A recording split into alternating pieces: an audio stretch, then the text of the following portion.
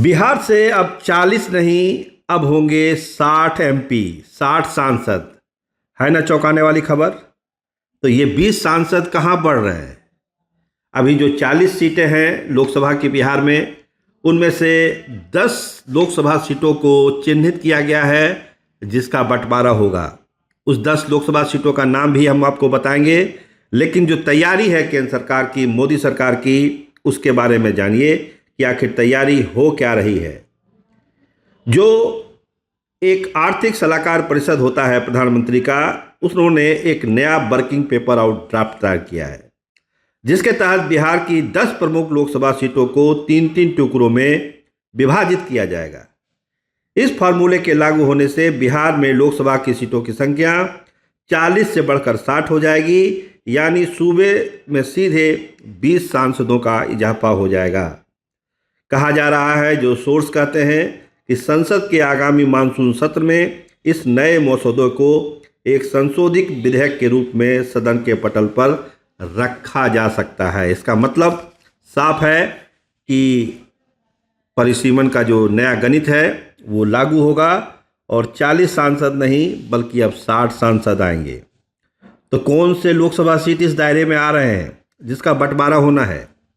देखिए, प्रधानमंत्री की आर्थिक सलाहकार परिषद की वर्किंग पेपर ड्राफ्ट में बिहार के जिन 10 लोकसभा क्षेत्रों को चिन्हित किया गया है उसमें पटना साहिब, पाटलिपुत्र, मुंगेर, आरा, बेगूसराय, सारण, दरभंगा, मधुबनी, झंझारपुर और महाराजगंज को शामिल किया गया है।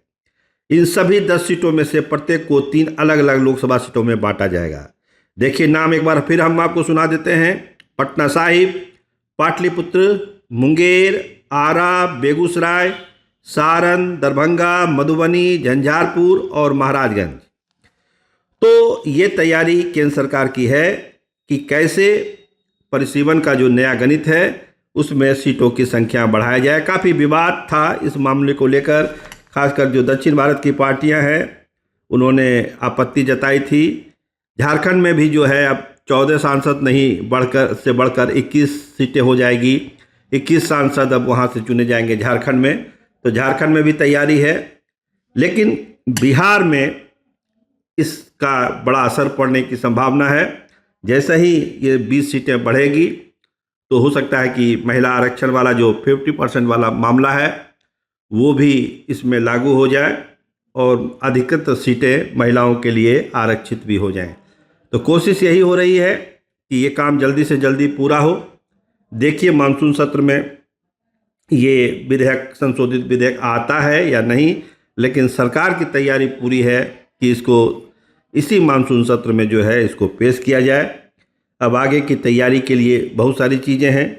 देखिए, एक पैमाना तय किया गया था, इसमें केवल आबादी को ही नहीं बल्कि संसदीय क्षेत्र की भौगोलिक आकार, शहरी आबादी का घनत्व, अनुसूचित जाति व अनुसूचित जनजाति की जनसंख्या, भाषाई विविधता और मतदान केंद्रों की संख्या को आधार बनाया गया है। इस मॉडल को अचूक बनाने के लिए 2009 से 2024 तक के लोकसभा चुनावों के मतदान प्रतिशत, सामाजिक समीकरणों और क्षेत्रीय भाषाई समूहों के रुझानों का बारीक से अध्ययन किया गया ताकि परिसीमन के बाद किसी भी वर्ग में राजनीतिक हिस्सेदारी घटने का असंतोष न रहे। तो देखिए, पूरी तैयारी है। सांसद बढ़ेंगे तो स्वाभाविक है बिहार और बेहतर होगा, बिहार का विकास बेहतर होगा, बिहार की आवाज़ दिल्ली तक गूंजेगी। अब सब कुछ डिपेंड करता है मानसून सत्र में ये आता है या नहीं आता है। देखते रहिए आप स्टार टीवी बिहार। मैं आपके साथ सरोज सिंह। आपका बहुत शुक्रिया, आपका बहुत धन्यवाद।